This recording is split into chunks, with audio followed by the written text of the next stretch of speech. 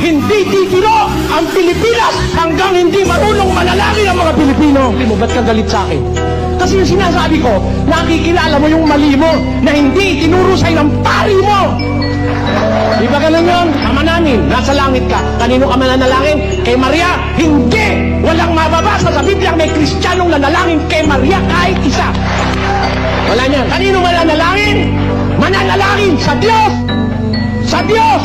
Basa, ayaw nyo ba ng totoo? Kung makatotohanan tayong mga Pilipino, huwag kayong manalangin kay Pedro, kay Miguel, kay Gabriel. Manalangin tayo sa Diyos! Yun ang sabi ng Diyos! Ayaw ng totoo ng iba.